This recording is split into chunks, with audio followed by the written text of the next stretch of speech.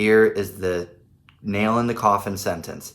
If such a person is reinstated quickly, others may be emboldened to commit serious sin, as they may feel that the discipline will be light.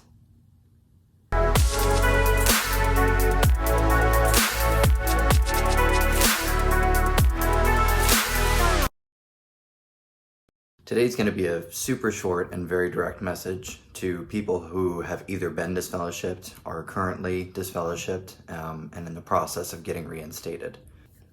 You may have committed the crime, or you may have committed the sin. You might even feel that the elders were justified in their punishing of you with the practice of disfellowshipping.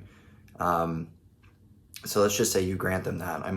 Or you could be in that other camp where you feel like you were unjustly disfellowshipped, which I'm sure there's a good number of people that are. But, there might be a good portion of you wondering, why is it taking so long for me to become reinstated as a member of the congregation? I've been going to all the meetings. I've been showing up late and leaving early. I haven't spoken to any Jehovah's Witnesses. I haven't even spoken to my own family. Why is it that I'm not being reinstated? Why do the elders keep telling me that more time needs to pass before I become reinstated as a member of the congregation? Well, let me just say something bold to you real quick. It has absolutely nothing to do with you, and it has absolutely nothing to do with your performance. That's kind of crazy for me to say. Is there any evidence out there that that's true? For sure. Yep. There is a publication that's put out by the Watchtower Bible and Tract Society that's called the Shepherd the Flock of God book, and it's given exclusively to elders. So no members of the congregation are allowed to see it, and even their own family members. Like if I was an elder and my wife wanted to see this book, I would not be able to show it to her if I was being good.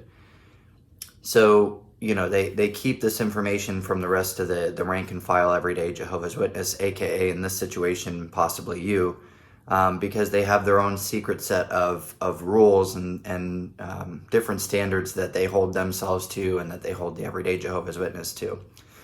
So I just would like to say that book is available everywhere, despite Watchtower trying to hide it and the elders trying to hide it.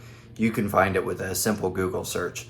In fact, I'll make it a little bit easier for you, and I'm just going to put a link in the description of this video so that you can go and download a copy for yourself.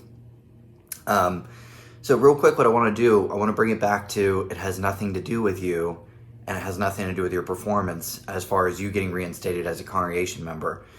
I want to read from the Shepherd the Flock book, and I'm going to go ahead and insert some picture here of the actual text from the book itself so that you can see I'm reading it correctly. So let's go to the Shepherd the Flock of God handbook. My notes are off to the left, so that's why I'm reading over here.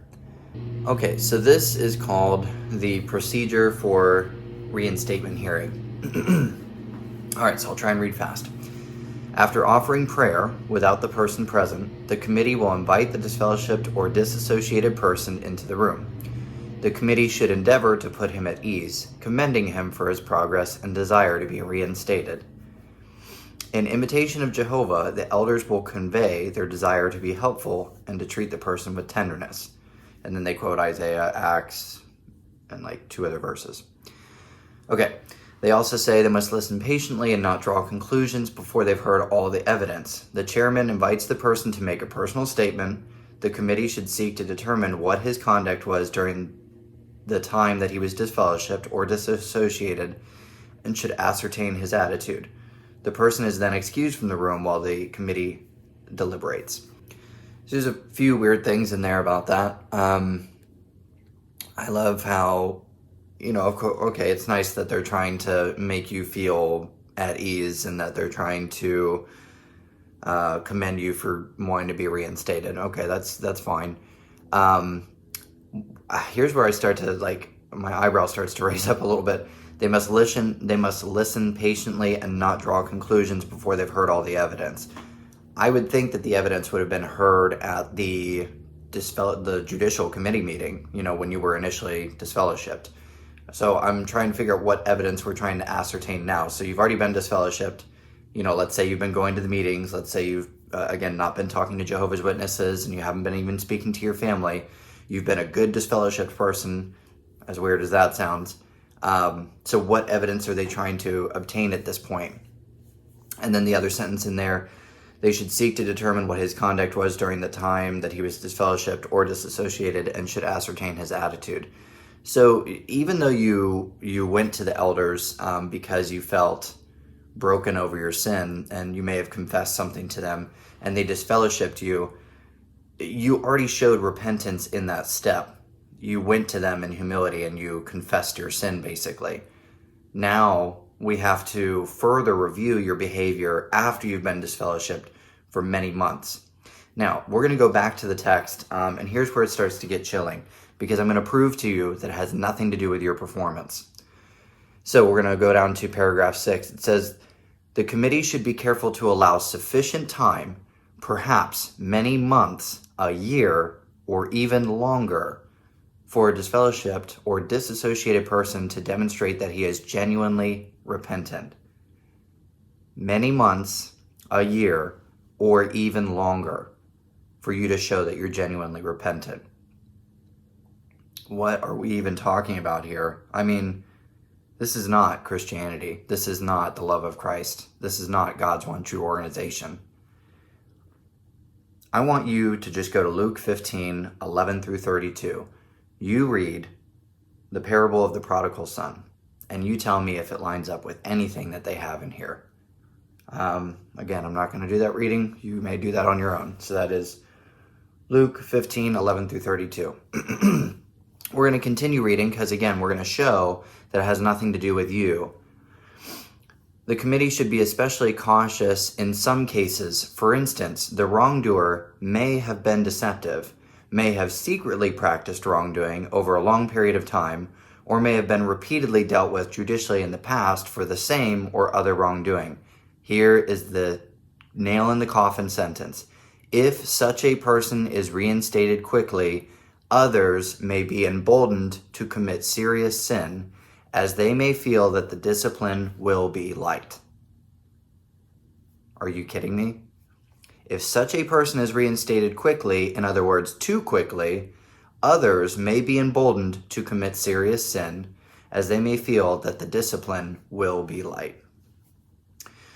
So, according to their secret handbook, if you have committed serious sin in the past, maybe you've been disfellowshipped twice for the same reason, or even 3 times, well, then we've got to make a much bigger demonstration of your punishment, not for you and your repentance, not to make sure that you're doing the right thing.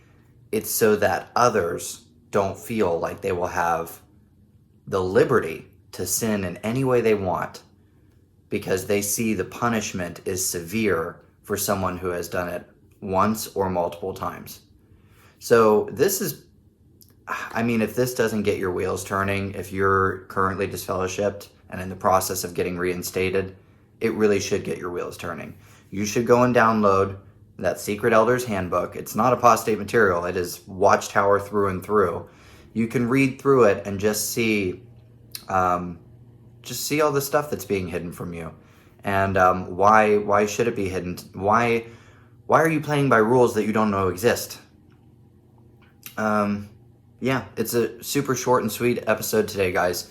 Basically, it's like you're trying to do everything that you can to get back in so that you can have access to your friends and family again. And Watchtower is just trying to allow sufficient time, which could be many months, a year, or even longer, so that others will not become emboldened to commit a serious sin, because they will think that the discipline will be light. Wow. Okay, that's all I had to say on that subject, guys. I hope this, again, gets your wheels turning if you're in the process of reinstatement or if you've been disfellowshipped before. Anyways, thank you for watching, and God bless you guys.